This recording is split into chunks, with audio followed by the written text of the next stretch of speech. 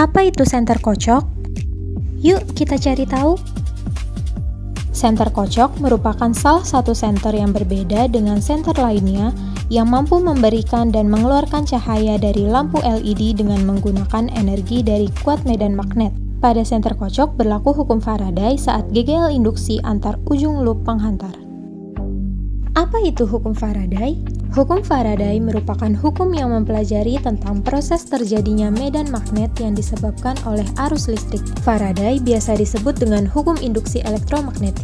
Induksi elektromagnetik merupakan suatu peristiwa yang menyebabkan terjadinya gaya gerak listrik di dalam lilitan apabila terjadi perubahan fluks di dalam sebuah inti transformator. Alat dan bahan yang diperlukan untuk membuat senter kocok yaitu: 1 ada lampu LED, 2 kawat tembaga sepanjang 13 meter, ketiga ada 4 buah magnet, 4 paralon sepanjang 10 cm, kelima ada lakban hitam, keenam ada solder, dan terakhir ada gunting.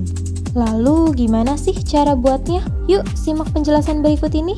Langkah pertama yaitu menyiapkan paralon sepanjang 10 cm.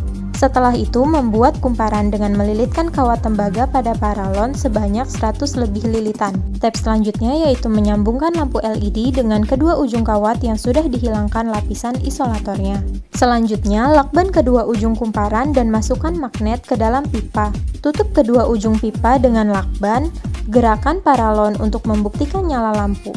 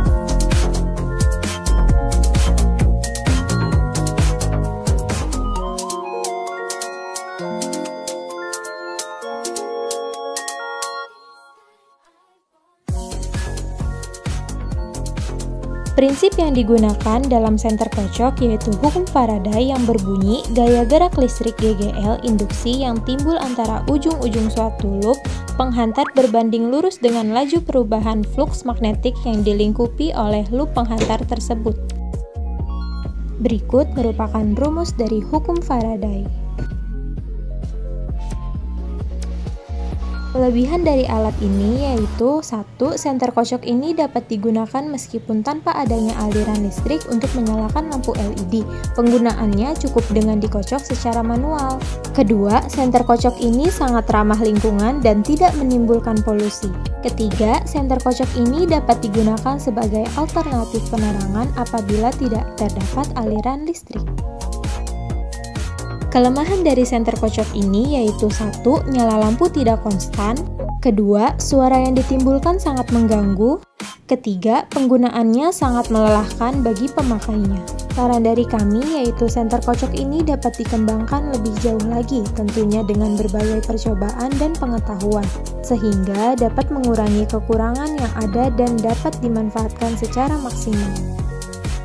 Kesimpulan yang dapat kami ambil dari percobaan ini yaitu 1. Aliran listrik dapat diciptakan dengan menggunakan magnet dan kumparan kawat yang dililit. Kedua, pengembangan alat ini sangat berguna sebagai alternatif penerangan saat tidak ada aliran listrik. Terakhir, alat dan bahan yang digunakan mudah untuk ditemukan dan dapat menggunakan barang bekas.